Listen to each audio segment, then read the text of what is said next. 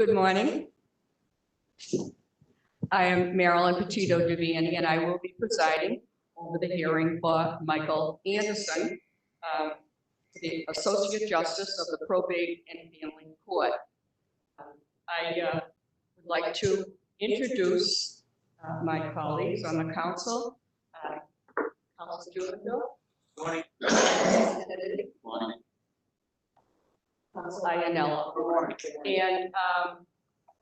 And we have, I don't know what we call it, remote Zoom. We have Council Hurley and Mary. And is Councilor Duff there? We don't see Councilor Duff. I guess she'll be joining us. Oh, you're on the bottom, Eileen. Eileen, can you see us?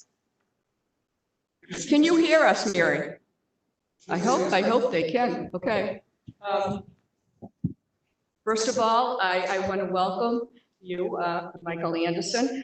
You can take off your mask because I think you're about 12 feet from us. And I just want to introduce, first of all, I will read the letter from the governor has appointed you.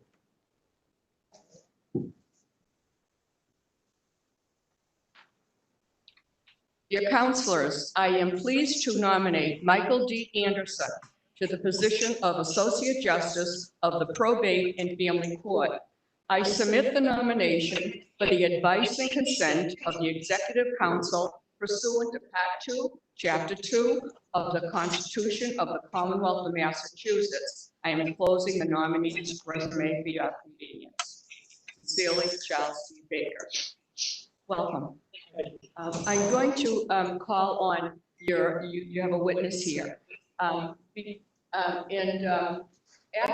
your witness testifies, I have two letters of people who wanted to come, but there were circumstances that prevented them from coming, so they have submitted a letter, and I will read them after we hear from your witness. So I'm going to call on Attorney Eugene A. Negro. Did I pronounce that right? Okay.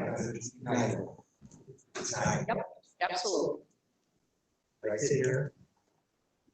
Yes. Well, good afternoon, good morning, I guess still. Councilors, for having me. This is quite an honor.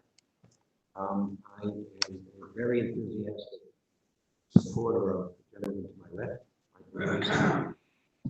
Let me just tell you just briefly, I've been an attorney for... Excuse me, is he close enough to the mic or do you want him close? No, no.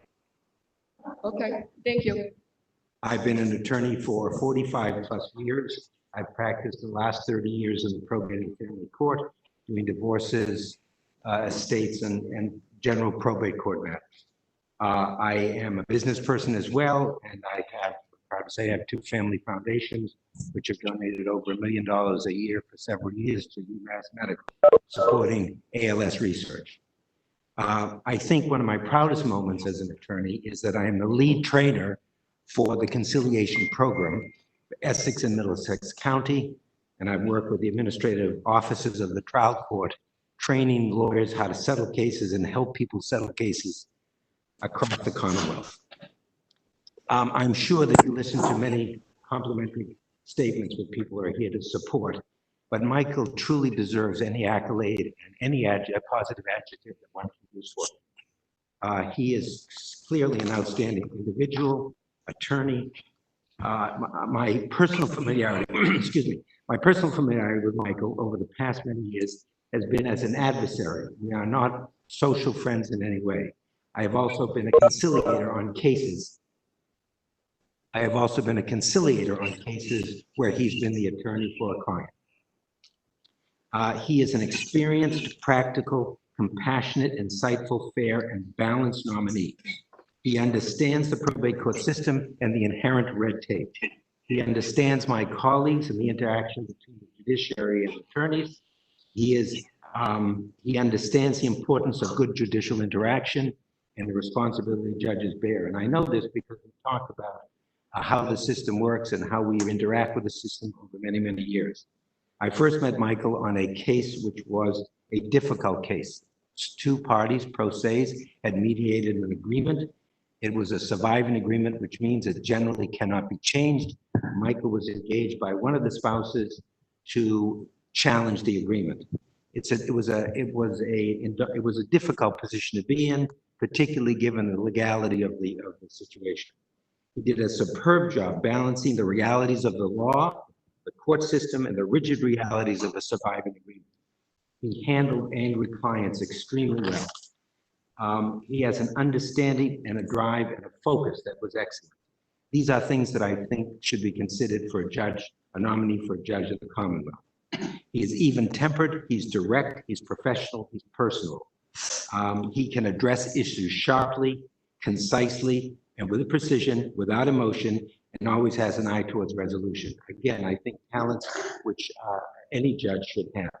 The amount of dignity and professionalism of this man can't be overstated. The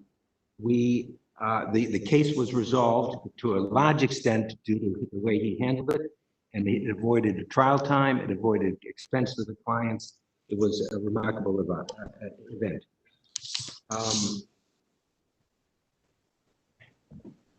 I think that he has an innate ability to address probate court problems, whatever the issue is in the probate court, and he has a wonderful attitude.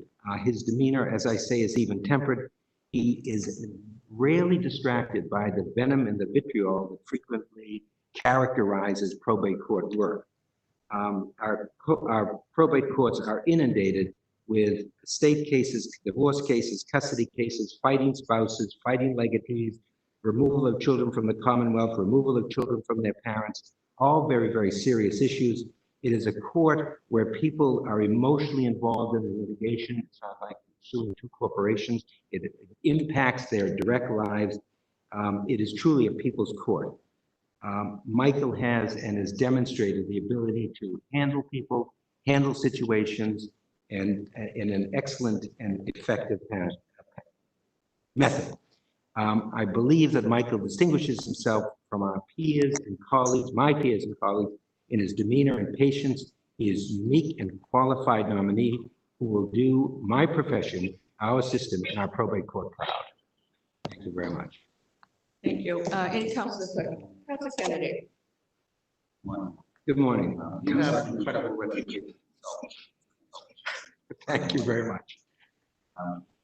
I just have a couple of questions. And you kind of touched on it in the state. One of the problems that you see in the probate court, just by the nature of the case, there's a lot of noise. It sounds like some of the things you're doing is trying to get people out of the courtroom, different environment, trying to settle. That's correct. What kind of things do you think we can do going forward to make that happen more often? It doesn't seem to happen a lot. I'd be happy to talk with you privately. I'm not sure what I want to say publicly. Well, you might want to save that for my next question. I think that it is very, very difficult. They are really difficult problems, and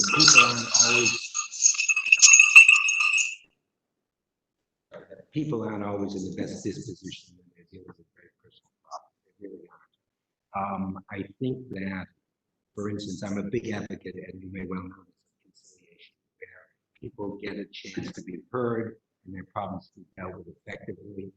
Michael is an enthusiastic supporter of the system and uses it. And I think that it also helps attorneys know how to handle people, how to handle problems. It is not, obviously not judicial in the sense that there's a person who can make a decision like a judge can make.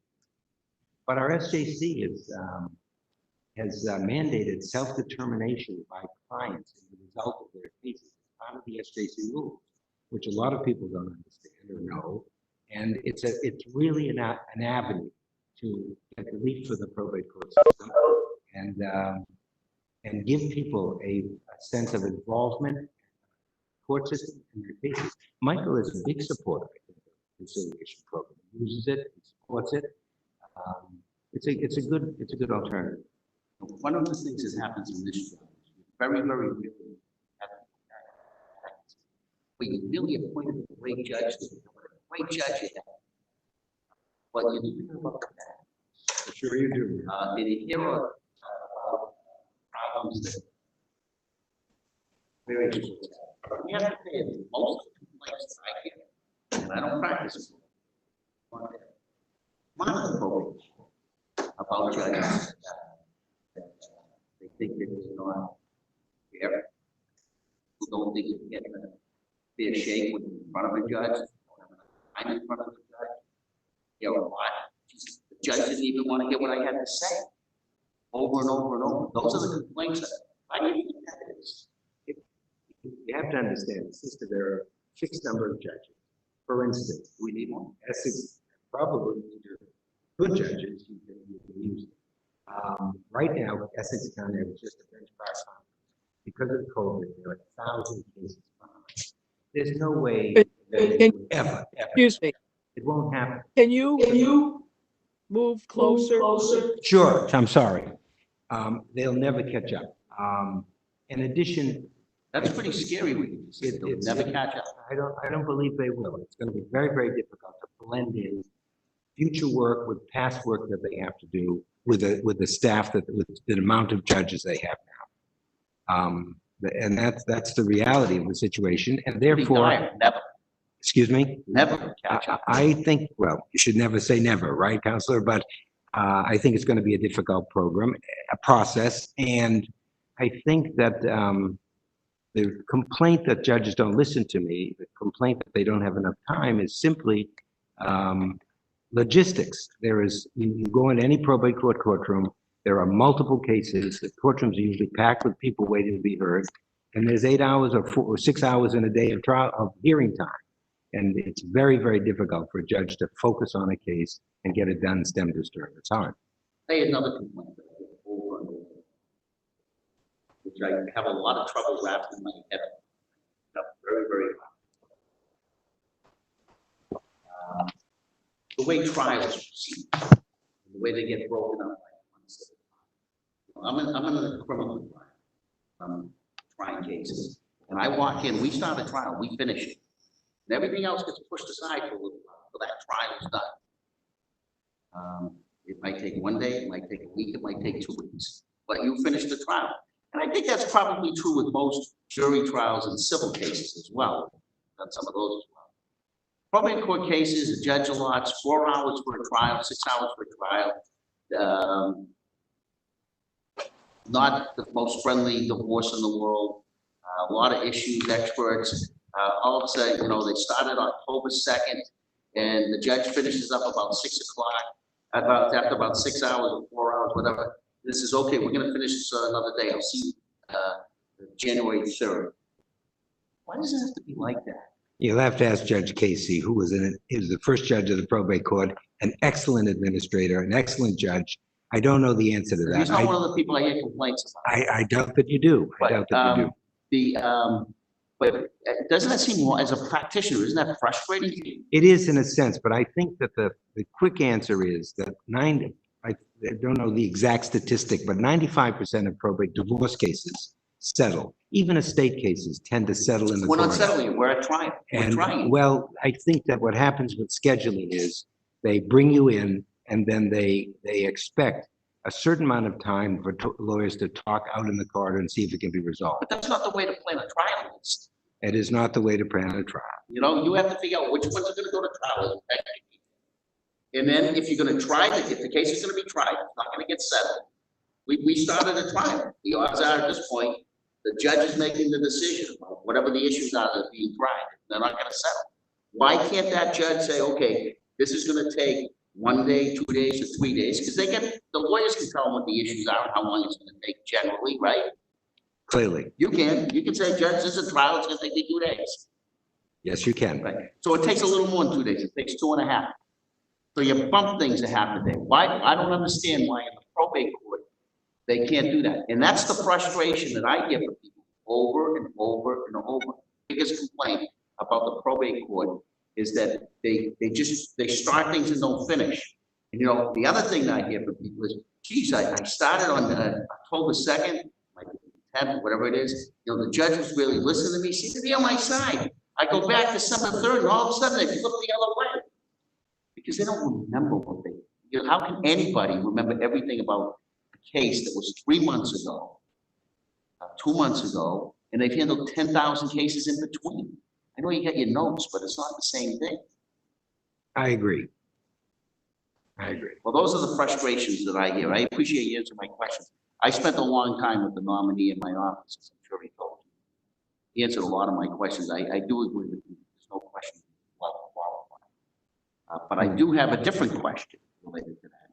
I'm voting for this gentleman. He's extremely well qualified. How diversified is the bench in the probate court?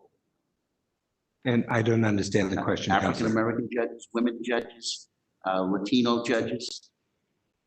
I think this is empirical.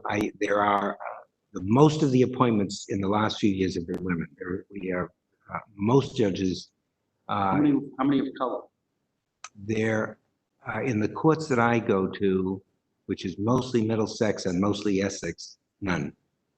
That seems to be the case throughout the probate court, from what I can see. People have seen come in before us, and you would agree with me that that's a problem.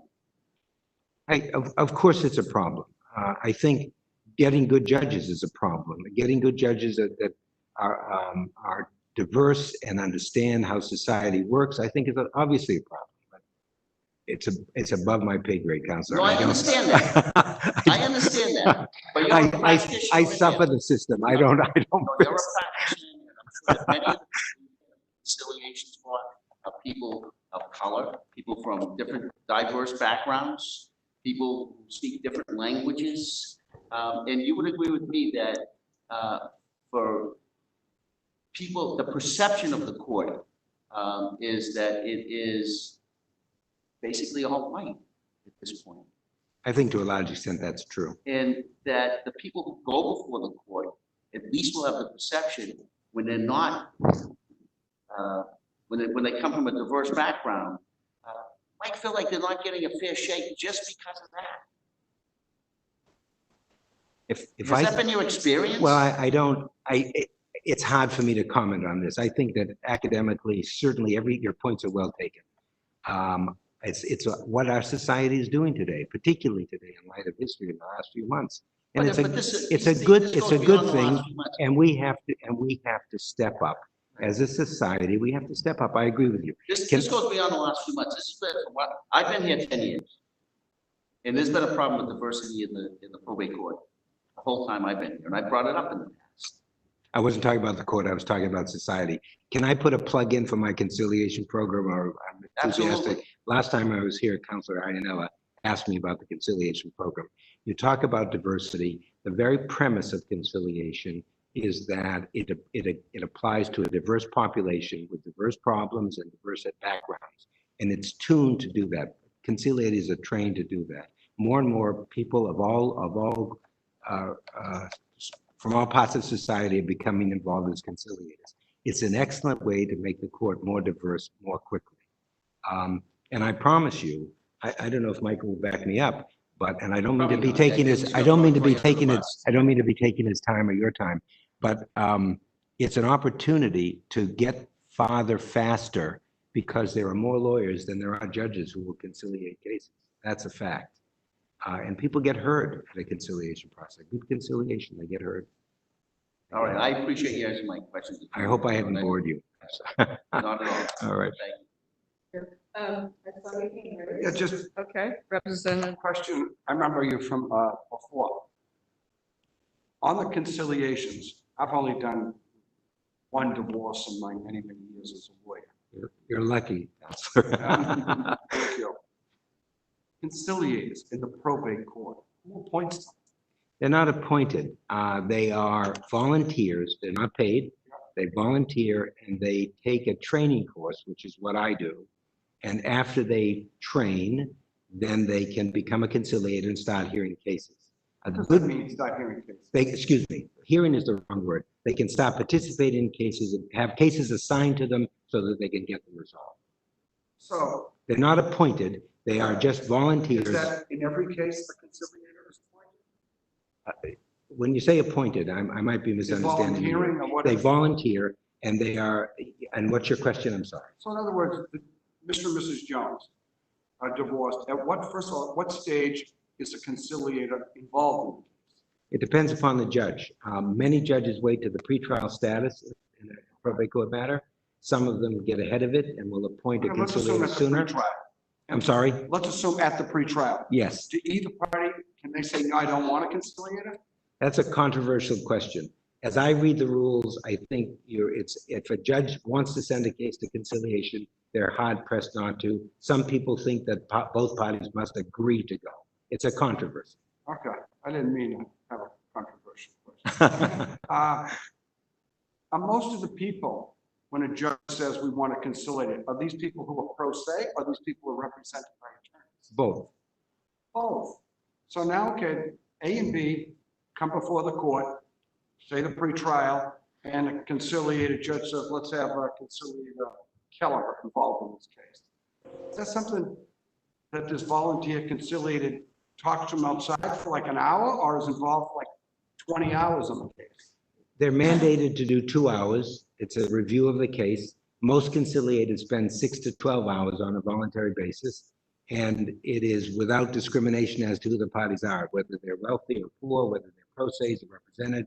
It's very democratic in its application. To me, it's hard to believe that both parties have an attorney, you know, people who know what they're doing. All of a sudden, this conciliator comes. To me, it's hard pressed to believe that a conciliator can resolve the case, unlike, say, going to mediation, which may take 2, 3, 4, 5, different visits. But you're telling me it happens? 80%, I think the statistic is, depending upon the county, 70 to 80% of cases settle at the conciliation. And frequently it makes anything that the other 20% of the cases frequently actually resolved before trial. The conciliations prompted the discussion and. Yeah. Ed, Hold on. Sure. Excuse me, I'm going to call on all councils to, are you? No, I'm not finished. I know, that's what I'm saying. Councilor Ionella has not finished, and when I do, I will open it up to anyone, any councilor who wants to ask questions of the witness. Will So you wait a minute. continue? Wait a minute. You're saying that you got 2 able lawyers. Now, let's really say you got 2 high-priced lawyers. Some of these lawyers, I know what they charge, $1,500 an hour, $1,000 an hour, and upwards.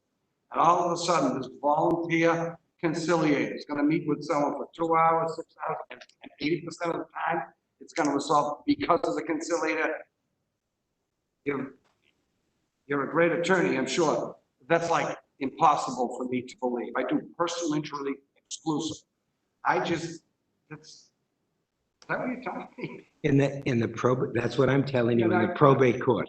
It's less applied in the Superior Court, more applied in the District Court, but they're expanding that. I was just talking to the retired judge from the Superior Court. They're trying to expand the program. Tort actions, trials of that nature are sometimes have their own characteristics. But the probate court, a spouse to spouse, an estate with heirs, a definite number of heirs as a defined group, it works very well, Counselor. It really does. I'm sure it does, but help me out. You do a lot of divorce. I'm going to ask Mr. Anderson the same question. You do a lot of divorce. Now you have that 4-way meeting before the pretrial, and that can last several hours. It can. You, an able lawyer like you're going against Anderson, another able lawyer.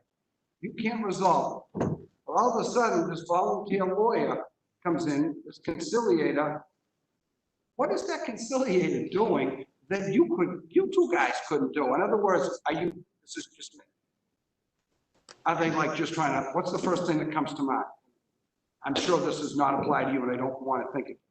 Are they just trying to jack up the bill? I mean, I don't understand how this magical conciliator can resolve 80% of the cases where 2 able lawyers cannot. I believe that most lawyers want to resolve their case. They want to. They want to represent their client zealously and do the best possible job they can for a client. A conciliator doesn't represent anybody. They're neutral. They're there to listen to the case, to the facts of the case, to the positions of the parties, and they don't take a position. If they take a position, they're not neutral anymore, are they? So they stay neutral and they assess and they advise and they guide towards a resolution. The other thing that a conciliator can do is, and people are quick to do this, clients are quick to do this, clients will confide in a conciliator as to what the real issue is, what they need to be satisfied to get their case resolved, whether it's an estate, whether it's a divorce, whatever. Custody cases are the toughest, but they get an opportunity to vet, to be heard, as Counselor Kennedy points out, and they get it's almost like a relief for them. And then people settle down and they can talk about the substance of resolving their cases. My last question. I promise you, it is an excellent system. I'm sorry, Michael, I don't know why. My last question, then I'll get more answers from Mr. Anderson. These conciliations, are they in the hallway? Are they like scheduled now? Volunteer John Smith is appointed conciliator, and okay, we'll meet at some location on August 15th at my office, at the conciliator's office, or is it in the hallway of the courthouse? It varies depending upon the county and the way they apply the program. In Middlesex and Essex County, generally speaking, they are done in the office of an attorney. At a later date, obviously. At a date convenient for everybody, in the afternoon, or it starts in the morning. It's scheduled, and in my office, everybody gets a room. There's a central room that we can convene, and it's very good.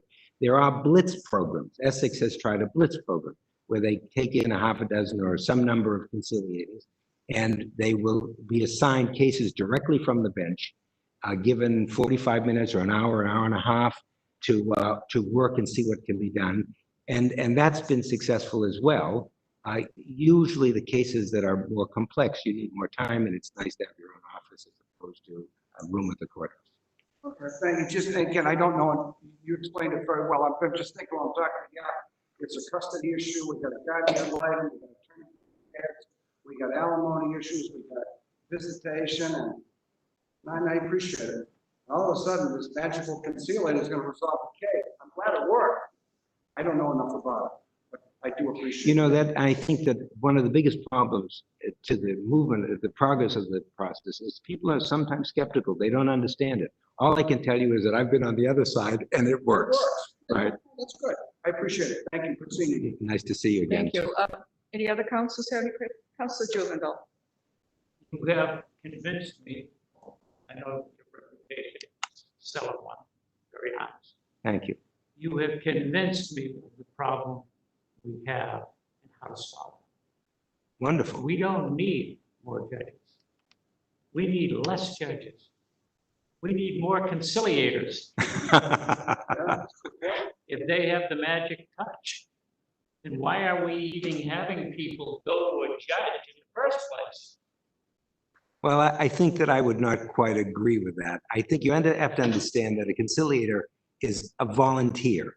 Yeah, that's even better. We don't have to pay them. That's for sure. But they don't have, as Councilor Kennedy says, they have no judicial authority. So that if you really hit a bump in the road or something that's very difficult, a judge can make a decision. A judge is essential to our society. Instead of 6 guns, we have judges in trials now. I'm being somewhat.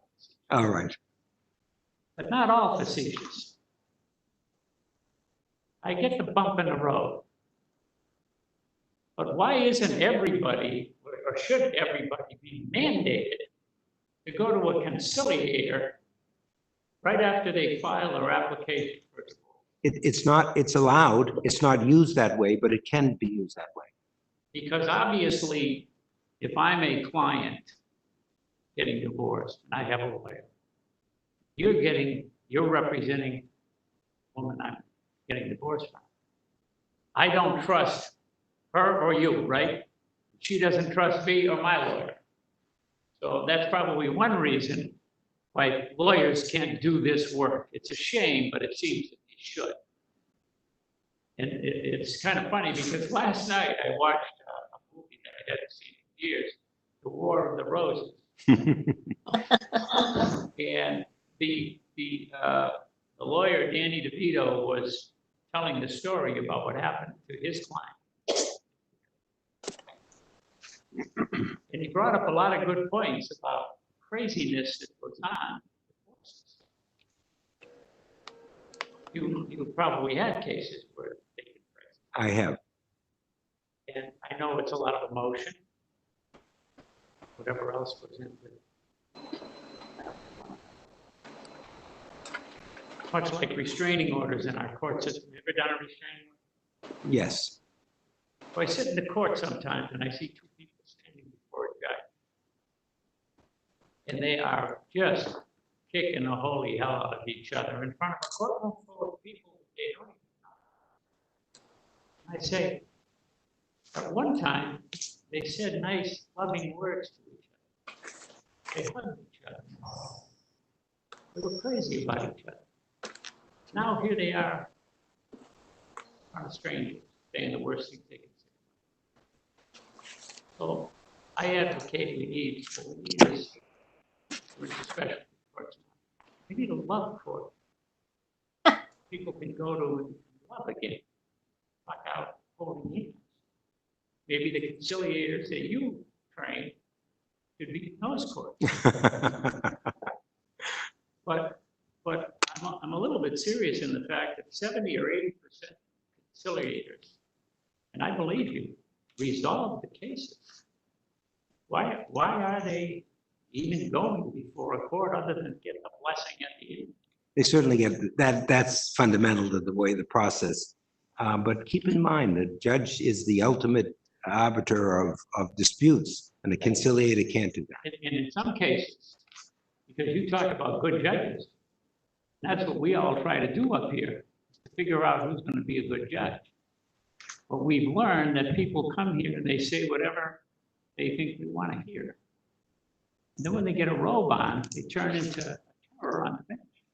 And I'm sure you could cite some names of judges, which I won't ask you, the Middlesex probate court, who were just awful, awful. If you come before that judge, you probably go, oh boy. Right? I can tell you one thing, Michael Anderson is not that kind of judge. No, I'm not talking about Michael. I know about Michael, someone that I really respect.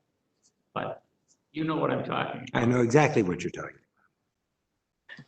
I cringe though, Counselor. Lawyers who conciliate, they're volunteers. Interrupt you and ask you. Sure. You're fine getting divorced. And they say, okay, the judge said, let's send you to a conciliator. Do I have to pay for that? I'm sorry, I didn't hear The clients have to pay for the conciliation. Is there a fee for that? There's in the last approximate year, maybe a little more, there is an administrative fee of $50 per person, or per side, I think, for administrative fees that goes to the bar association. There's a process of tracking the cases and so forth and so on. And most bar associations get stuck with that, so to speak, get stuck with that responsibility. So in the last short history, they've been instituted. It's $100 in a divorce. It's relatively minor, but the administrative costs, the administrative time is probably difficult. They track the case. It doesn't get lost in a black hole. For $100, I would suggest to people not taking away the fees that lawyers get. I would make my living. But I would think two people getting divorced would be better off filing for divorce and immediately going to a counselor, one of these counselors. 70–80% of them are going to solve their case before they do another thing, right?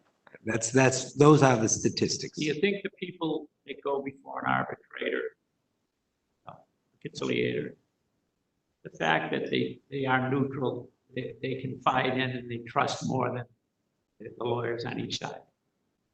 I don't know that they trust the conciliator more than their lawyer, but I think you do bond. I think the conciliator does a bond with both sides and gains their confidence, good conciliator gains their confidence that what they're hearing is correct and they're getting good guidance how to resolve their case.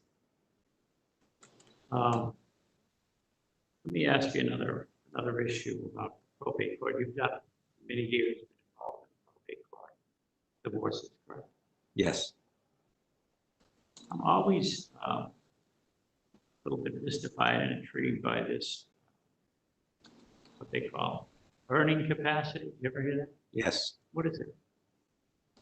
Well, in the context of a divorce, is that what you're asking me? A judge, or there's an opportunity to assess whether a person's income is commensurate with their talents, abilities, and there's something called RIDIS. It's rapidly disappearing income syndrome. In divorce, people are not likely to want to have their best economic year because a lot of support, alimony, and so forth is dependent upon a formula, which is dependent upon the gross income of the person. So that some people slack off on a voluntary, they try to earn less money. So identifying what their income is part of the process. Okay, but say you're a judge. How do you work this thing as far as that? I'm involved in a conciliation. When I leave here, I'm going to do exactly that this afternoon. It is by instinct. It's by how the facts will be presented to a judge.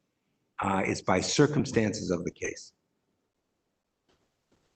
Okay, well, do you take into account what each side is making for way of income? Yes. Well, what if the case happens that the woman's making $1 million?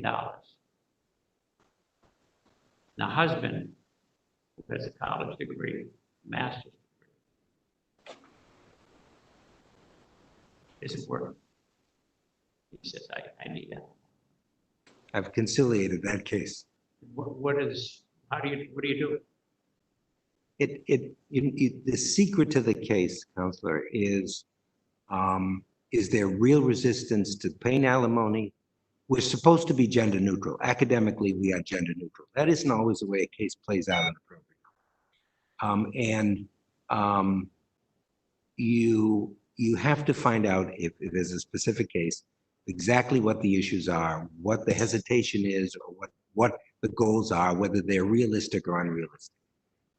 Wage earners today, both sexes are generally larger wage earners than they were when I started to practice law. Both couples are usually working, many times are working in cases. And there's more income involved in these cases.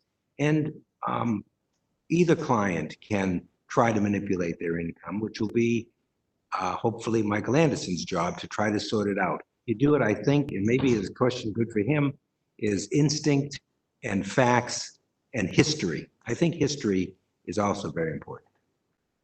And when I'm being a little vague, the history of what the income has been, the history of what the work has been, the history of the roles. In your specific example, if that master's degree person has never consistently worked outside of the house per se, man or woman, then that's the history to the case. Alimony may be very, very appropriate in that case, regardless of the emotions or whatever. Well, if you give alimony in that kind of a case, you take into consideration the earning capacity of the other one who isn't. Yes. You assign a figure to it. You can, depending upon the evidence, the quest you try to determine what would be attributable to that person on a fair basis. And you haven't told me why that person isn't working. And again, historically, they may never work. They may have the case that I've said that I've actually done that case. There was some question as to that professor's, he had a brain injury, and there was some question whether he could continue to work after the injury. So it's fact driven. It's circumstance driven. My example is something different, I suppose, in most cases. I would assume most cases are that husband is working, has worked throughout the marriage. Wife, after the children had grown up, if they had any children, went back to work, worked in different jobs. retail jobs and so forth over a period of time. And now the divorce comes up. Do you assign some earning capacity to the woman who stopped working in retail? Let's say 5 years before the divorce, but is still in good health. You've identified an important issue, and an issue that a judge has to struggle with, or a conciliator, as you've asked, has to struggle with. And it takes a lot of common sense to deal with it. Sometimes you go completely on instinct after meeting a person. Sometimes people claim a reason and there's no substantiation for it. It's why you need Councilor Kennedy left the room. It's why you need good judges. You need judges who have the ability to weigh out and understand, not preemptively, not arrogantly, not in a dictatorial fashion, but that try to understand the facts and the problems of the people and what needs to be done to get the case, to help make people's lives better. That's probate court does that to a large extent. It brings, you saw the War of the Roses. I think, I haven't seen that movie in years, but I think one of the spouses, they died, didn't they, or something like that? Yeah, they both died. That's not usually the case, but there is. Not usually. I'm being facetious, Counselor. But there are people if they can get through the divorce, they go back to their lives. And there's peace and comfort that can be that a probate court judge or the process can provide.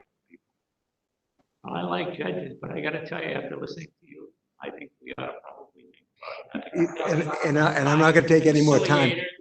One of the that sit in our courtroom, they would get rid of a lot of this backlog. Don't you think? It's true. I think that one of the controversies is, should a conciliator, they're mandated to give a couple of hours. There are people that, like me, that give an endless amount of time. The case I'm doing this afternoon, I probably put 40 or 50 hours into already. That's over and above what can be done. But you've got to be kind to conciliators. These are people who are volunteering, trying to help.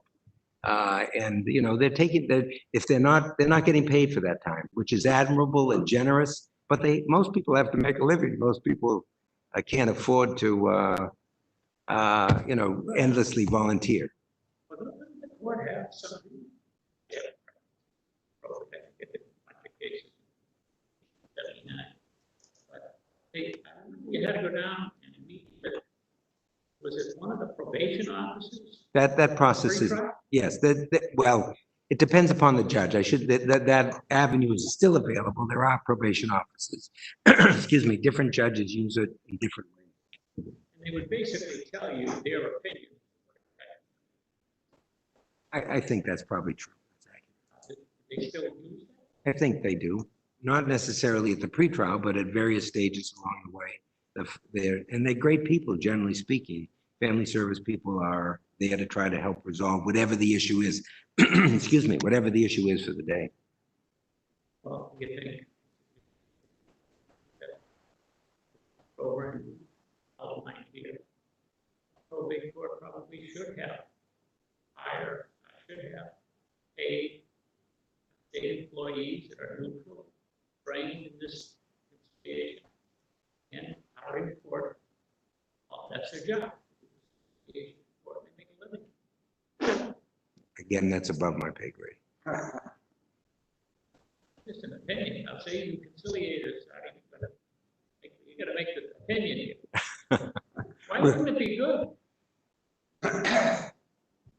I can't say it isn't good. I think you have to think about the structure. I think that the one thing about conciliators is that not only have they taken the training, but they are lawyers. So they're familiar usually with the system, usually with the judges, and certainly with the law, and usually are experienced in the facts and so forth.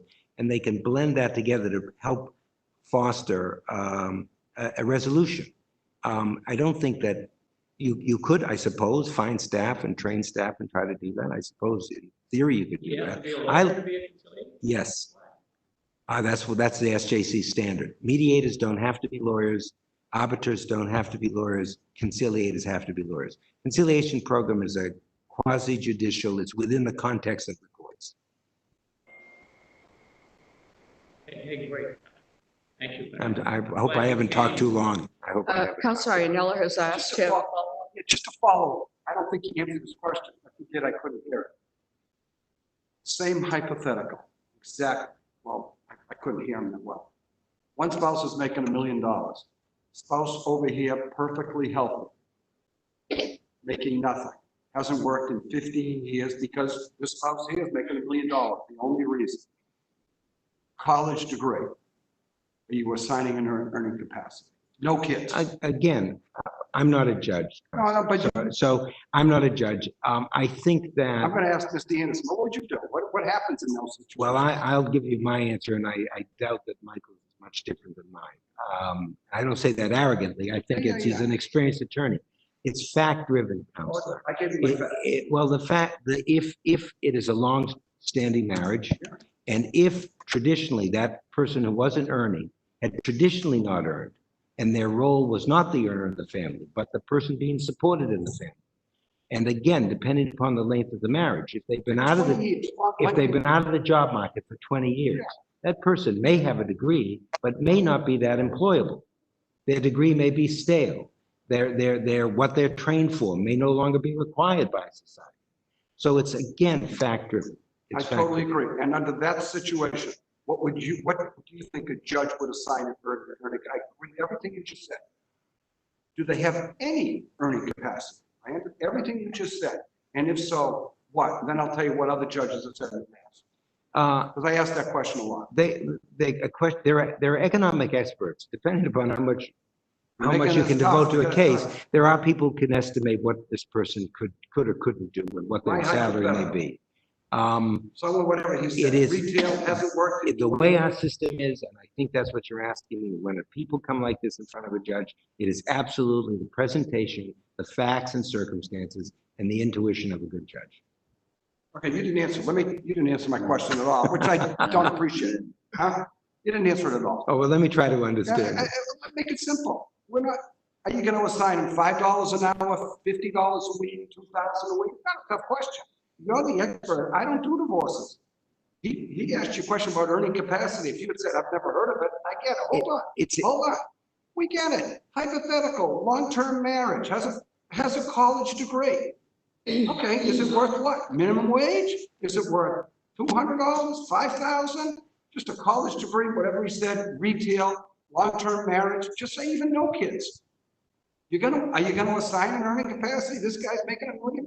More likely than not, if you want a yes or no answer, more likely than not, yes. Okay, and what do you base the earning capacity under? And then I'll be upfront with both of you. I will tell you what judges in the past who've come before me have answered that question. If there are nominees who come in before you, they may well be telling you what you want to hear, because the fact of the matter is, there isn't a good judge who can answer that in advance. It's going to be, and I'm sorry to be evasive, and you said I haven't answered the question. It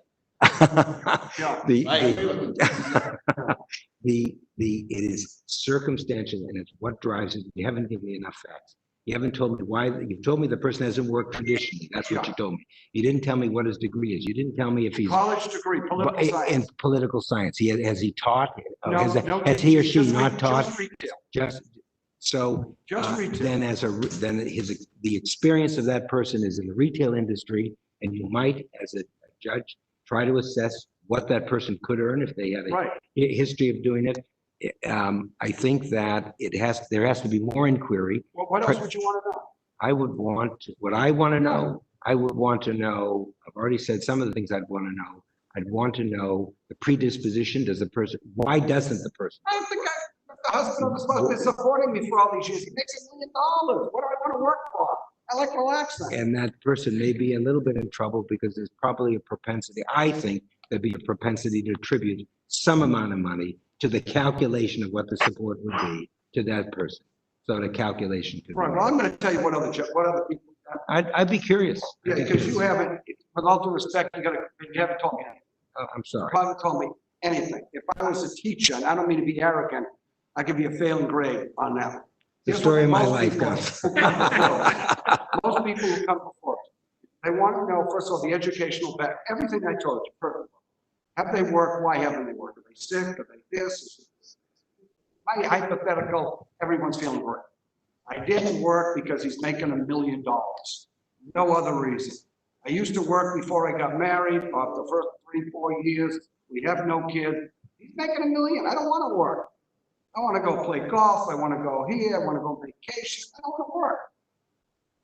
Here's what they say, other people. At a bare minimum, high school dropout, they give minimum wage. You didn't say anything like that. With all due respect to Mr. Anderson, I asked him this question. I wasn't even bringing this up if Mr. Jubenville didn't. He answered the questions that most nominees have answered. You didn't answer much.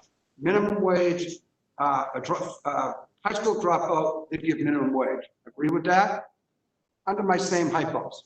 Most of the people, and I asked most of them, that's what they said. It's a crisp answer. I don't agree with it. You don't agree? Most people say if it's a 2-year college, they give a little more. If it's a 4-year college, excuse me, and they have some type of work history, let's say retail, let's say, oh gosh, I don't know, was a real estate broker. I'm trying to think of my sisters, what do they do? They would give, they would depend on what did they make at one point. That's what they would base it on. Most judges say whether one spouse is making $1 million, other spouse is making 100,000. It does, and Mr. Anderson, to his credit or discredit, or we'll look at it, said it does not make a difference. Do you agree with that? Of course it makes a difference. Okay, he said most of the people on the earning capacity. So if someone's making $1 million, does it make a difference when you assign an earning capacity what the earning spouse is making? You're touching upon the requirements of the standards of Section 34, which is part of the law. And what some of the things just recited are, in fact, considerations that a judge must do. They look at health, they look at education, they look at work history, they look at their ability to earn money, they look at inheritances, they look at potential. And those are very subjective and individual kinds of subjects that can vary from one counselor to the other, one person to another. So again, I'm sorry if I'm not responding, but to me, it's specific. I want to know more facts. You've got to give me more facts about what to do. To impose upon somebody a minimum standard is sort of a social and legal standard, right? If you work, you have to earn the minimum standard. Can somebody live on the minimum wage? Again, that's above my pay grade too, but I think you're hard pressed at $12 an hour to make a living and sustain yourself or a family. Who said that? I'm saying. So the standard of applying a minimum standard is, in my opinion, probably unrealistic in your fact pattern. Well, first of all, you didn't, and then I'm not going to, then I'll go to the answer again. I don't think you understood me. I said if the earning spouse is making $1 million. I got that. And now the non-working spouse, the judge assigns an earning capacity of 25,000. My understanding from talking to other judges will base the alimony on $1 million minus 25,000. That's the formula. That's what they have to do. Saying. So yes. It's not like I'm saying this person doesn't live on minimum wage when the guy's making $1 million. Of course not. If someone's making $1 million, you got everyone's got an earning capacity if there's no health issue. Okay, if there's no health issue, they have in juveniles hypothetical college degree, retail background. Even if you assign a minimum wage, even if you assign whatever, 15,000, 20,000, 25,000, and I know you're not the nominee. If you're the nominee, I'm really, really pressured. And with due respect, all due respect to Mr. Anderson, he answers the question. And most of the people, everyone who's come before us has answered the question.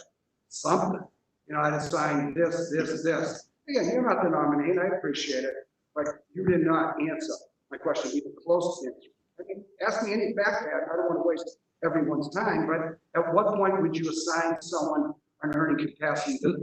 And again, you stop this discussion anytime that you want. The fact of the matter is, let me give you a typical example. When I started to practice law, frequently there was a man who was the wage earner in a family, and there was a wife who was a homemaker. That was the beginning of my practice. Today it's a little different. Both parties frequently work in some capacity. So it's not that hard because they'll come in front of you and they'll tell you what they're doing. All right. But you're asking me the extreme situation where one person hasn't worked and one does. And you said, Just like my present wife, who I love, has never worked a day in her life. all right, so now the So when question, you say extreme, I take offense to that. I'm sorry. Extreme. My wife doesn't work now. She doesn't have to work. I'm fortunate enough that she does, and she's a household manager. She does a phenomenal job. And that's what she wants, and that's what we both agreed on. I don't call it an extreme situation. So, and I'm sorry, when I say extreme, it's a vast difference. One's a wage earner, one isn't. I don't mean it as a standard. Certainly don't mean to insult your wife, because that person as a homemaker does have a value, has contributed to this partnership, and it has to be considered. In the same way, that's the reason I gave that example, is because it was something similar to yours, but I think that it's easier to identify with that homemaker, with that woman who has that mother and wife who's contributed to the marriage. And the question that you're really asking is what's fair, what's appropriate, and how to do it. That's what you're asking, I think. And my answer is apparently unacceptable, but it's fact-driven, and it's what I think would be appropriate. Would I let that person live? If the person was earning $1 million, would I let that person live and attribute? Do you realize that if I deducted $25,000 from $1 million, it would have no effect on the formula at all? totally agree. None at I all. totally agree. But why don't you just like something? Okay. That's what you got, Mike. But I'll follow up with Mr. Anderson. His wife is also a very, very nice person. I don't doubt that for a moment. She's a sweet, very nice person. What do you I like her think? much better than him. I agree. Have you completed your Yes, question? thank you so Okay. much. I just wanted to say that the witness had been questioned 1 hour. 1 hour, okay? I'm not applying for So, anything, yeah, ladies and so I'm gentlemen. just saying that I welcome any, I welcome all of the questions from counselors, but I just want to be mindful of that the Lieutenant Governor has an assembly, and I hope that she will postpone it a little bit, because I don't think we're going to meet that threshold of 1 o'clock. And I want to hear from the nominee, and I want people to feel free, all the councils here, to question. So I am going to ask if the Lieutenant Governor would come in a little late from 1 o'clock, because it's after 12 now, and we haven't questioned the nominee. So, but I do want to thank the staff for allowing me to preside over the State House, and I do want to thank the councils for coming in, and we're doing our social distancing, and for people who have never, seen it or heard it. We are 7 councilors, and I have 3 of my colleagues here. And thank you, Councilor Iannella, Councilor Kennedy, and Councilor Iannella. And we have 2 remote, 2 councilors, Councilor Hurley and Councilor Duff. And so with that, I want to open it up to our remote councilors. Have you any questions of the witness? And let me just state for people who have never come or never known, the reason that the Governor's Council established having witnesses, that is so the councilors can be advised by this witness what they know about the nominee, and to advise the councilors all that they know and in their recommendation. So with that, Councilor Hurley, Councilor Duff, if you have any questions, I wanted to open it to you. I don't have any questions. What Councilor Hurley. about the candidate, I heard in the first 10 minutes. The rest of it, having been a practitioner in the probate court, is mostly subject to a judge's discretion. There are 20834 factors that come into play. So it's not, I make $1 million, my spouse worked. There's a lot more than, and suffice it to say, there's volumes that have been considered court and the appeal court on a lot of these issues. So I thank the witness and not only for coming today, but also for your work with consumers.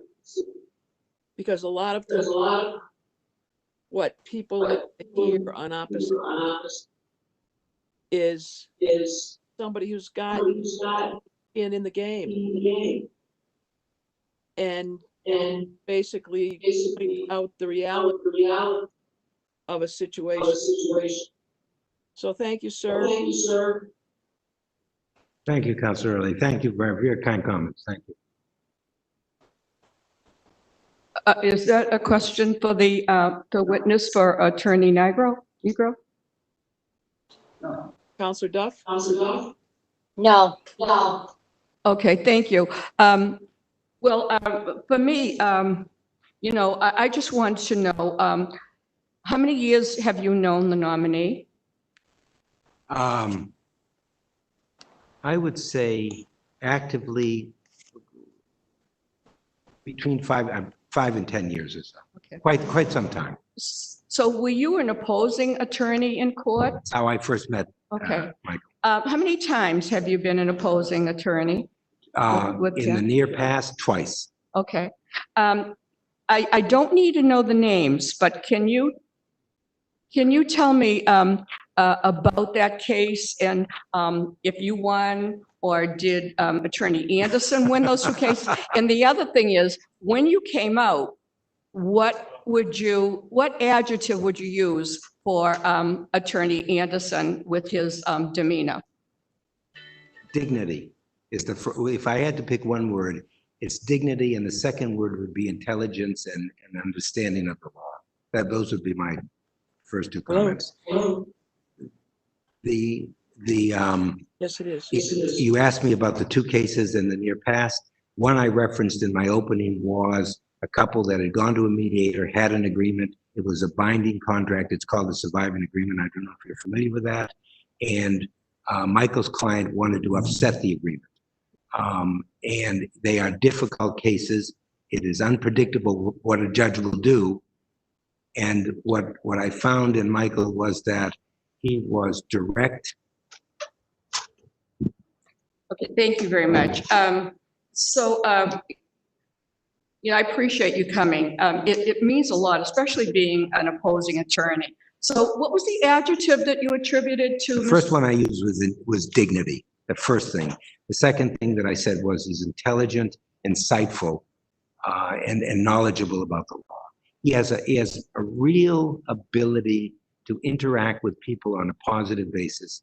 And Counselor, in the probate court, I think it was mentioned here, there's a lot of vitriol, there's a lot of anger. It seems to me that lawyers are angry with lawyers, judges are angry with judges and lawyers, and it's a difficult place to do business.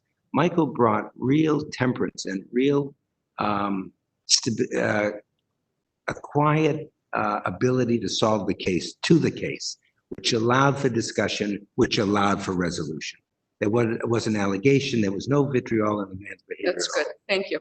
I think that, you know, we should be moving along because we are an hour and 11 minutes into this, and I would like to get to our nominee. Before I do that, is there anyone in opposition? We haven't got a letter or anything in our office. So having no opposition, I will now, it will be, thank you for your patience, and I will open it up to our nominee, Michael Anderson. Welcome. Thank you very much. Councilor Devaney, may I leave? Yes, you may. Thank you very much. We Thank you. really appreciate it. And you did your due duty today. You really did. Thank you. Thank you. Thank you very Oh, much. I'm sorry. You know what I forgot? I said that I would read the letters. There were two people who really wanted to come, but because of their schedule. And I think, you know, in respect to those people, I want to read it. And one of them is, let me see, Robert Ferrullo, who is a former police chief in Leuven. And he has known you, you know, for 20 years. You've been a coach of his children. You served on the city council with him. When he was a chief, you worked with city issues and neighborhood issues. And you always had the ability, passionate ability to discern right from wrong, regardless of the popularity of the decision. And he is urging the council to support your nomination. And he said, you are a leader among peers in the legal profession and an innovative trendsetter as a community leader on the Woburn City Council. And the other person who was going to speak on your behalf was retired Judge Randy Kaplan. And she said it was great pleasure that I accepted Michael's invitation to speak as a witness on his behalf at his Governor's Council hearing, especially since, if approved, he will be filling my vacancy on the probate and family court bench. I am very sorry that I am unable to attend tomorrow's hearing, but I ask that you accept this letter in lieu of my testimony and my apology for not being able to appear in person. I am personally and professionally grateful that Michael is being considered to fill the current probate and family court vacancy. It is critical to the court system to have candidates like Michael, who I believe displays all the qualities that are important for a candidate for a judgeship. I believe that a judge needs to have a comprehensive knowledge of the law, including a thorough understanding of the rules of evidence, empathy, a balanced temperament, and good organizational skills. I believe that Michael has all of these qualities. I have known Michael for 25 years, first in my capacity as an attorney, and then as an advocate in my court. In the cases that I had with him as an opposing attorney, he was always professional and reasonable through remaining an advocate for his clients. During my 18 years on the bench, Michael appeared before me on multiple occasions on a variety of contested and uncontested matters. In court, Michael was always prepared, respectful, and even-tempered. He was always a pleasure to have him in my courtroom. He was able to resolve the majority of his cases, obtaining fair outcomes for his clients. A number of years ago, Michael tried a very complicated where his client, the father, was accused of domestic violence, was arrested, and then subjected to a 209A restraining order. Michael was able to calmly, methodically disprove all of the allegations made against his client and obtain a good resolution for his client. I believe that the probate and family court is one of the most important courts in the Commonwealth. Most citizens of this state will pass through its doors for some family matter, and all of the issues have a profound impact on children, families, and elderly population, and persons suffering from mental issues.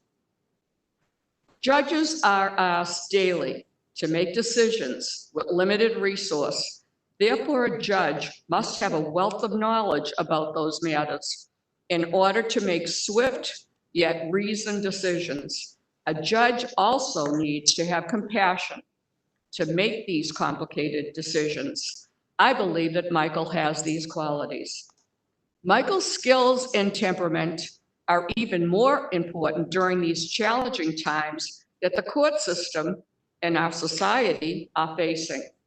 It is important that a judge also have an understanding of what practitioners and litigants are experiencing daily during this current pandemic.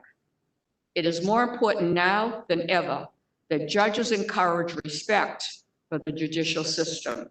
It will be challenging for all judges to deal with the tremendous backlog in being able to dispense justice with the concerns regarding this pandemic. I believe that Michael will be able to manage the challenges on the bench. In addition to his skills, he has successfully managed his own practice for many years while also raising 5 children. I was so happy when Michael told me that he was applying for this judgeship. It has become more and more difficult to get candidates to apply with Michael's level of experience. It is so important that experienced and compassionate people be appointed to the bench whose litigants can rely upon to apply the law and treat them with the respect they deserve. Most people passing through the probate and family court are at the most vulnerable times in their life and have to believe that the system will be fair. I know that many of my former colleagues spoke very highly of Michael's skills as an attorney and were thrilled when he was nominated for this position. Michael also developed good relationships over the years with court staff and understands the need for a good working relationship with all members of the court system. I believe that Michael has all of the qualities that make for an excellent judge, and I wholly endorse his nomination as the next Associate Justice of the Probate and Family Court. I want to thank you all for your time and effort ensuring that our courts are staffed with the best possible judges. Very truly yours, Honorable Randy Kaplan, retired. I'll tell you, I've been here 21 years, and this is an outstanding letter of recommendation. And not only that, you know, she's retired and she is endorsing you to replace her. That's quite a recommendation. So she was unable to, as she has said, she was unable to make it. The third letter is from Representative Kaplan. Is it? No, I'm sorry, Representative Cataldo. Okay, and he wrote a letter saying that he has known you for 29 years. He has been in practice that long, and he talks about recommending you without reservation, and that you've gone to college together and you've been friends all these years and from law school, and how you have specialized in domestic relations, and that you've had your own practice for 20 years, and that your reputation is outstanding domestic relations trial lawyer. And he has not hesitate to refer clients to you along the way, and everyone has been very proud. And he's your ethical, honest practitioner who does the Massachusetts bar proud. In all three communities in which we have in common, college, law school, members of the Massachusetts bar, his reputation is the same: smart, conscientious, affable, honest. While Mike earned and maintained his excellent reputation, he continued to be, and is a loving husband and father to 5 children. His background and solid foundation give him great insight and compassion to the hardships and difficulties of raising a family. It is without doubt that Mike has the wisdom and compassion to preside over highly volatile and contentious proceedings with an even temperament and good disposition. I strongly urge you to affirm Mike as an Associate Justice of the Probate and Family Court. Very truly yours, Joseph P. Contaldo. So those letters will be put in the record, but in respect to them, I wanted that on the record. So now it's your turn to make your presentation. Well, thank you very much, counselors, for your time. Thank you for being here. I've prepared some thoughts that I'd like to state, and I know my short and sweet is what I was told, and short and sweet is what I will try to be, but I wanted to convey a lot of information. First, I'd like to thank Governor Baker and Lieutenant Governor Polito, together with their legal counsel, Bob Ross, for meeting with me and for ultimately having the faith in me to warrant a nomination to be an Associate Justice of the Probate and Family Court. It's my goal to make them, and you, if you agree, proud to have put me in such a position. I especially want to thank all of you for continuing business safely during the pandemic, and wish all of us that have been affected the best going forward. I also want to thank my Governor's Council member, Marilyn Petito Devaney, for hosting this hearing and for answering all of my questions over the last 2 weeks. The same goes for all of the members of the Governor's Council for taking the time to both speak with me and meet with me in advance of this hearing to give me the opportunity to introduce myself and answer any questions that you may have. I know you have many responsibilities, both as Governor's Council members and also in your private practice, professional lives. So I do appreciate your time, your advice, and your commitment. I'd like to thank the Judicial Nominating Commission for their service, and especially Lauren Green Petrino, who has been exceptional. The process has been daunting. It's been very extensive. Just the thought of what you have to go through can be daunting. You can be comforted by the fact that I've experienced a process that requires a substantial amount of vetting with inquiries of judges and colleagues at every turn. Finally, I'd like to thank everyone who's spoken on my behalf, whether it was in the due diligence process or now before you. While there are many, I'd like to specifically thank retired Judge Randy Kaplan, whose position it is now that I am seeking to fill. If it weren't for her encouragement to apply, I might not be here. I regret that she had a personal emergency to prevent her from being here, but she wasn't able to submit her words, which were very kind. Thank you to Attorney Jean Nigro, who is one of the family law bar's most respected attorneys. His memory might be failing a little. It's definitely been more than 5 to 10 years. But of course, my own personal life, people ask me when something happened. I say a year ago, and I find out it was 5 or 10. We've litigated cases against one another over the years, and nevertheless, we're still able to talk to one another. It's critical for our courts to maintain collegiality, and Attorney Nigro sets an excellent example that I hope to foster from the bench. Attorneys Cataldo and Ferrulo, who is also our retired police chief, and Woburn, and a colleague of mine, were kind enough to submit letters. I appreciate that. I've known Joe since 1984. We've attended college together and law school. And Bob Ferrulo, I've known in many capacities as police chief, as a member on the city council, but also more proudly as parents of children the same age. I hope they both provided you with some perspective about who I am, not necessarily as a lawyer, but as a person. Seeking this position was not something that I decided to do on a whim, obviously. I've contemplated applying for a judicial position seriously for the last 10 to 15 years. Indeed, it's something that I've been in the back of my mind from the very first day I stepped onto Suffolk Law School's campus. About 10 years ago, I was around 43. I downloaded the application, and after reviewing it, decided I was not ready. Why? Obviously, that's a good question. Why were you not ready? Many factors, but the most important was we had 5 children between the ages of 7 and 12 at that point. And frankly, for my wife and I, family always comes first. And having the flexibility of being self-employed with my office and where we live was key, enabling me to ferry our kids around and attend all their activities, make sure their skates are sharpened, tied, and all those things. Another factor I considered was the criticisms we as practicing attorneys sometimes voice about appointments. Too young, not experienced enough, and I didn't want to be that person that was too young or didn't have the experience, and right now I am not that person. The application process was very introspective. I had the opportunity to review all of my cases with the benefit of the computer system. I can look at almost everything I've done over the last 30 years, which is hard to believe, 30 years. But in being introspective, I realized that certainly I am ready.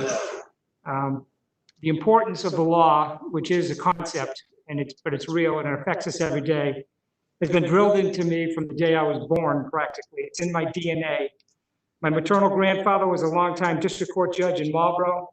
His wife, my grandmother, who lived until she was 101, and I was the favorite, I'm just saying, was no slouch either. She was the first female school committee member in Everett.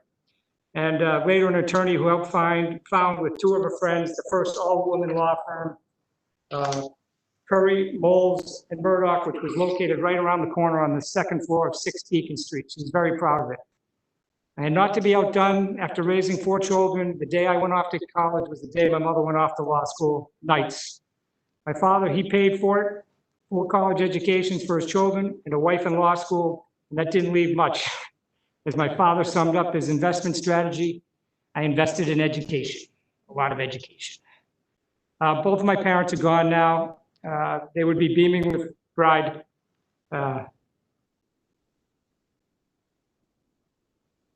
Excuse me, that came out of nowhere. But they would be very proud, and I miss them. They raised me, my two brothers, and my sister with some basic concepts: work hard, value education, respect others, and that we were no better or worse than anyone else because of race or religion. And that also includes sexual orientation, as we welcome my brother's husbands into our family. Hard work's been something I've embraced my entire life. My first love was sports, football, hockey, lacrosse in high school. Frankly, anything with a ball and a stick, and I loved it. At my size, you quickly learn that you better outwork and outsmart your competition. That's the same approach I've taken as a lawyer: hard work and work and work, and try to outthink the competition. And better, when you're going up against the larger firms, you better optimize the resources that you have.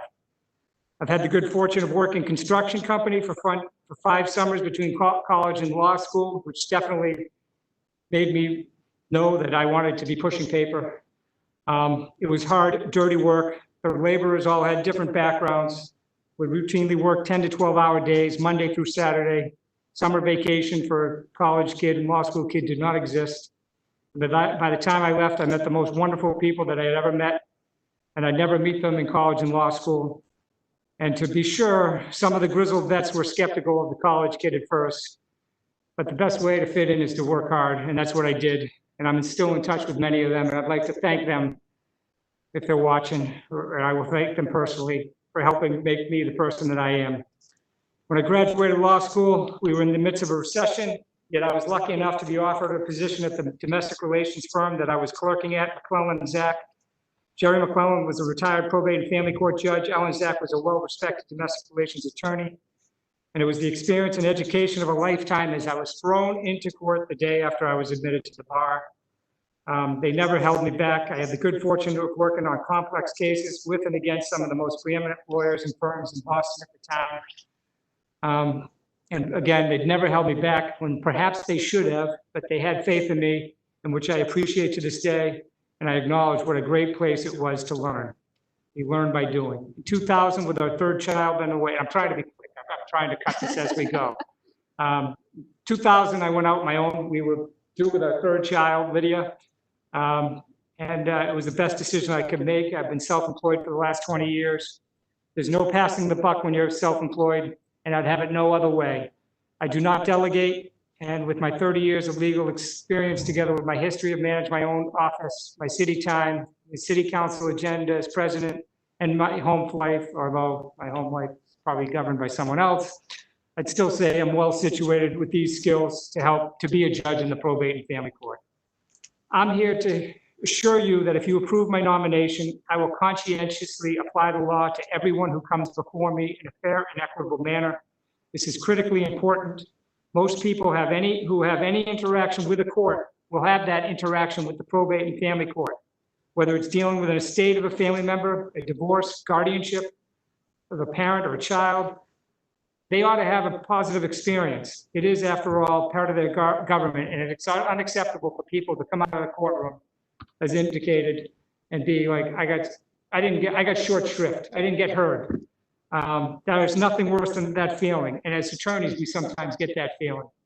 I'll strive to make sure, even if I cannot provide the relief that's been requested, that the people before me know that I listened to what they had to say and will understand why I could not provide the relief they requested. I think we owe them that. To your question before, Attorney Iannella, Commissioner Iannella, why is the conciliation process so successful? Sometimes the attorneys and the parties, they get entrenched into a position. And you're talking to your client, you tell them, this is our position, but you shouldn't believe all the hype. This is what's going to happen. Well, now they're believing the hype and they're not necessarily believing you. Now you have a third party there who can tell you what their thoughts are. And why can't this happen from the court? It can. It just, how busy the courts are now, you don't always get those words, those pearls of wisdom from the judge. This is how I view the case. So this is often sometimes the first time you've had an independent party say, hey, this is where you're heading. I know this judge. With that, I'd like to, there's one person I haven't thanked, and that would be my wife for her support and my children. Without them, without my wife really, and and my family, I'd not be here today. They are the most important thing in my life. And I do appreciate your consideration, and I'd be happy to answer any questions that you have. Thank you. Before I open it up, have you introduced your wife?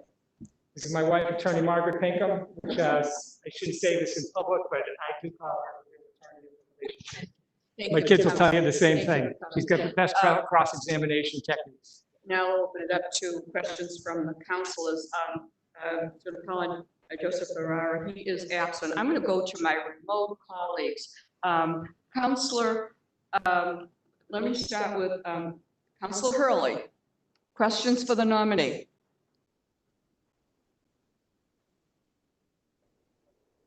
Judge, we We're having can't hear trouble you. with the sound. Hold it, Mary.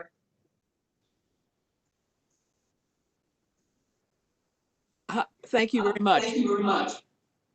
The nominee had quite a lengthy conversation about his application and his philosophy of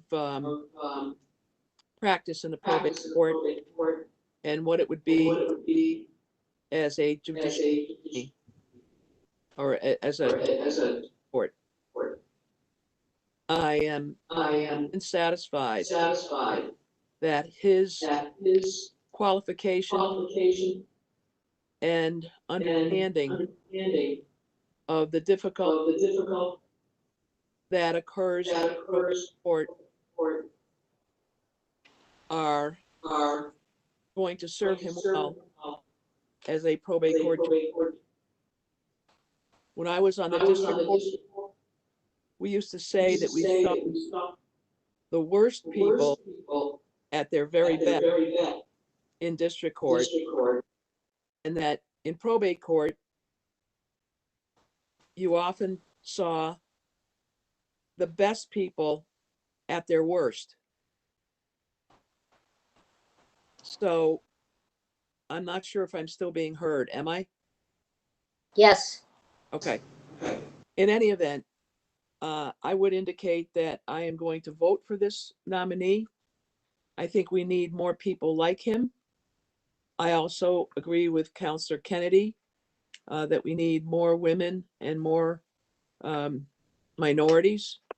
I would point out that the Chief Justice of the Probate Court before Judge Casey was Judge Ordonez, who was Hispanic.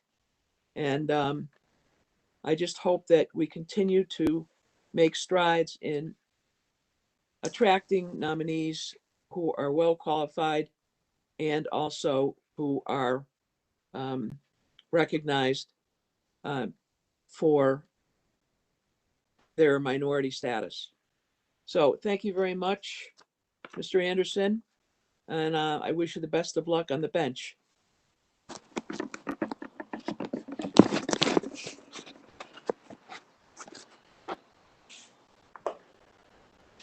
Duff?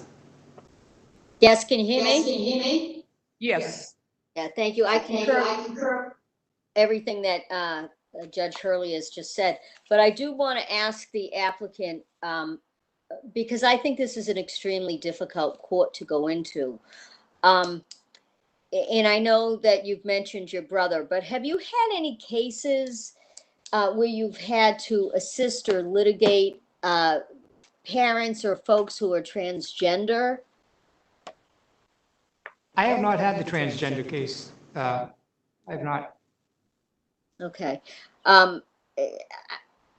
You know, I know that this is a very difficult issue for a lot of folks. And as I say many times, but it's a real issue. And I can imagine for families, especially if there's an issue that's in your court, it could be quite challenging. So I would ask you to do some outreach to some of the, support groups like Bagley and such, where you can learn more about youth, particularly who have struggles with some of their identity and learning who they are. I think it would serve you well on this court. I will. Thank you. Okay. I'm sorry, I have a feedback here. I saw where you went to college. Where did you go to high school? I went to St. Mark's out in Southborough. Oh, okay. All right. You know, one of the things I say to folks sometimes, and you've participated so much in the community. I think it's so important and so great. I think it's important for young people, students, particularly in public schools, but private schools as well, to see folks like you, and to have opportunities to interact, to see you in the courtroom, or to, you know, if you can go out and be a guest speaker or something. I think it's imperative. We're at a critical time in our country right now. And, you know, you're clearly a white guy. He can't help that. But there's a lot of folks that they're afraid. And, you know, even though your court is different than some of the others, I think all the outreach you can do is really needed and meaningful. And so I do ask you if you would commit to doing some of that sometime while if you become a judge. Absolutely, I love doing that. We do a government day in the city of Woburn where we have public high school kids come in and we talk to them and we take them around for a day. I love doing that, and if I have the benefit of having a judge next to my name, I will absolutely love doing that. I'd love to have kids come to the courtroom, see what's going on, learn the system. I think learning our local government and also the courts. People shouldn't be afraid of the courts. The courts are there to help them. And certainly the probate and family court is. Some people can be afraid of the district court for the wrong reasons, you know. No, I concur with that. I've brought judges to some high schools to speak, and the conversations with the students have been absolutely remarkable. And they're very, very curious. You know, even though you're in a little bit of a different court. So to switch a little bit, what would you feel has been the most challenging case that you've had to deal with as an attorney? There's been several, but one of the most challenging, I've had several removal cases which were very difficult because the impact that could have. But the one that I will choose to speak about will be one where, which is in my paperwork, I believe, was where I represented a man who was a state police officer who, I don't know if I want to get too much into detail, but he was portrayed as a brute very early on in the case, and it was very, very convincingly, as the wife was a respected member of the legal profession, and so right from the get-go, my client, there was one child who had a special needs, and my client was very much the equal, if not the primary. Then all of a sudden, he was squeezed out on temporary orders, threats, and when you're dealing with someone who's very credible, who has a Esquire next to their name, who submits numerous affidavits, it was very difficult to, over time, or difficult at first, to show all of the inconsistencies in the statements. And anyway, it was a very complicated case, a very long case. We had a 13-day trial. Judge Moriarty did a great job, by the way, in giving us, she didn't give us consecutive dates, but trying to get us dates. And we were able to show that this guy who was 6'6" and shaved head and barreled through doors was really a very tender father who deserved to have custody of his father. And it worked out great. And he was in a position to be able to foster, he could have been very resentful and angry, the mother, and he's been able to foster a relationship between the child and the mother. Kid's in college now and he's doing wonderful. And that would be one of the ones. And then, of course, those removal cases are difficult. And I had a couple of those where, or at least one that I can think of at the present time, where we had a guardian ad litem who did 2 reports, and both of them said that the mother should be able to take the child to out of state, which would have been devastating to my client. And we had to try the case and before Judge Keamy, and when she was in Middlesex, and she, it's easy to just adopt the GAL report, and she didn't. She found that the child should stay in Massachusetts. The mother shouldn't be able to remove the child, and my client, who was a father. But don't get me wrong, I have just as many woman clients as father clients, but those were 2 difficult cases that really would have broke both of those persons, and both of them were able to foster a relationship, which is the most important thing. Which of the parents is still going to be able to foster a relationship after all the damage has been done in this litigation? Are they still going to be able to have a productive, healthy relationship to raise this child? And in both of those cases, that did come to fruition. Yeah, and that, you know, I'm blessed that I come from an intact family, and had great contact with both sets of grandparents until my mid-20s.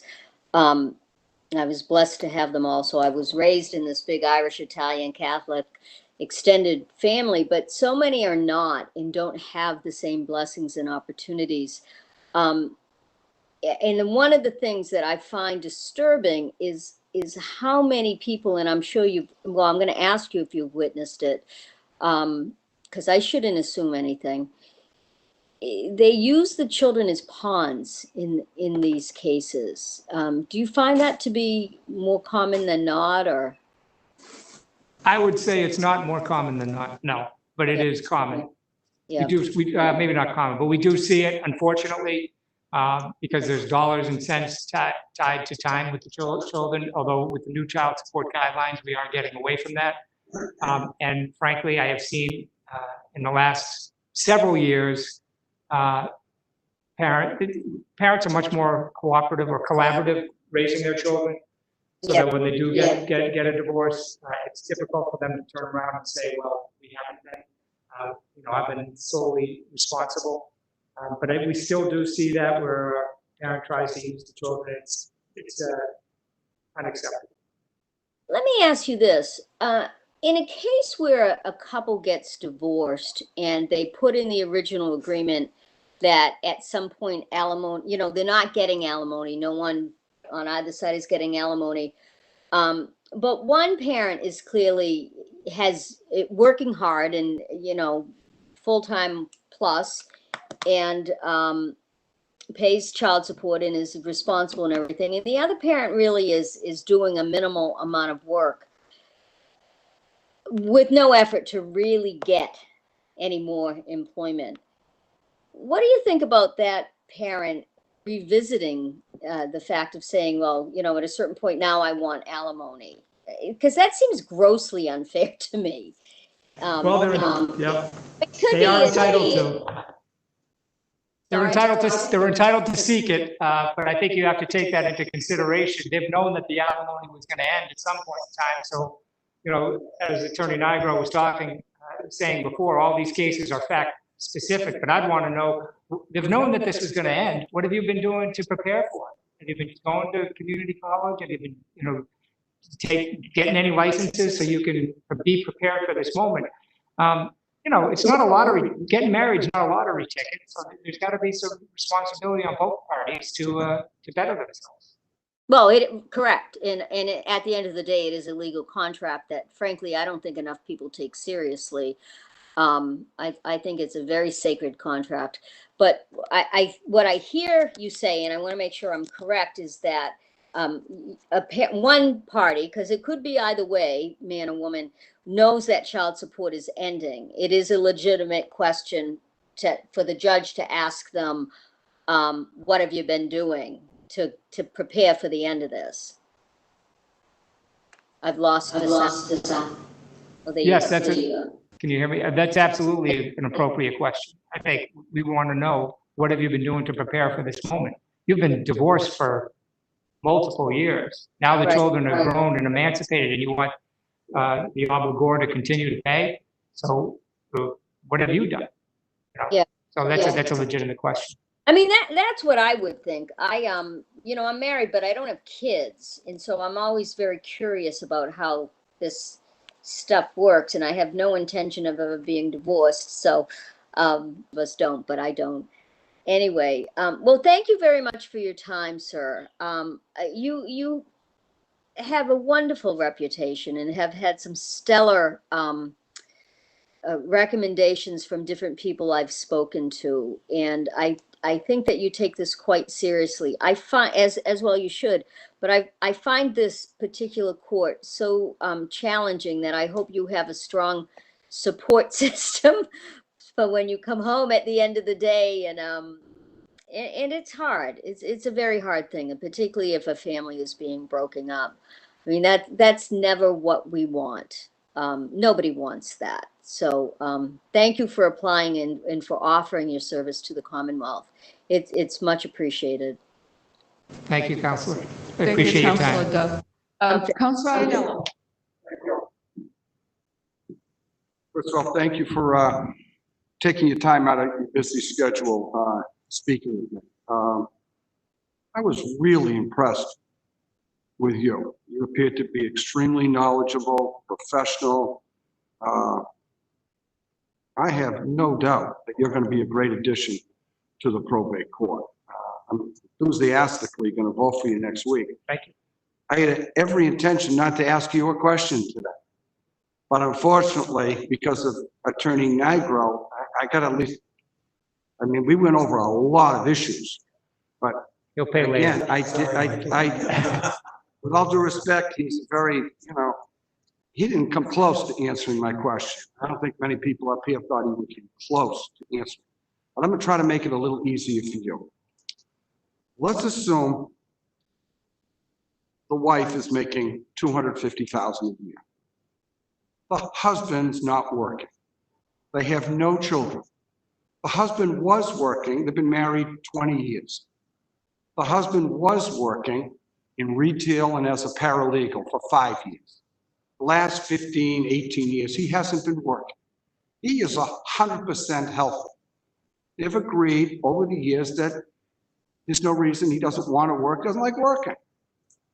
Help me out. Give me a fact pattern that would assign an earning capacity, at least a minimum wage, to that husband.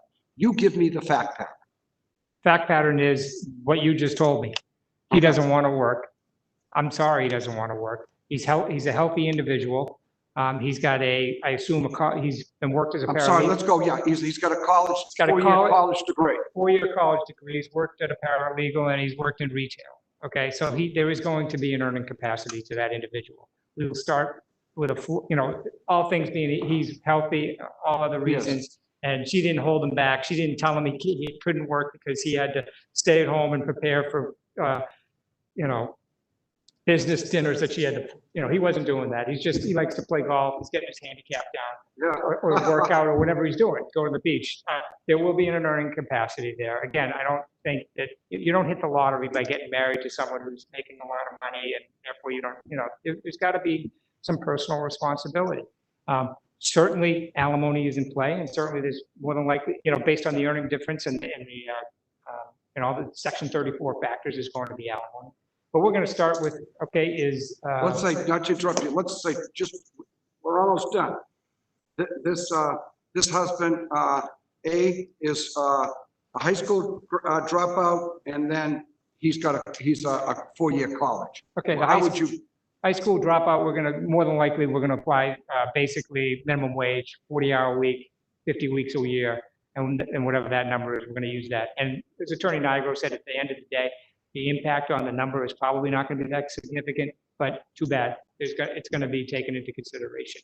For the guy who's a college graduate who hasn't worked, that's more difficult, obviously more difficult, but it's going to be more than minimum wage. And as you and I spoke, first thing I'd do, and they are public records and we can rely upon them, is statistical data from the Department of Labor.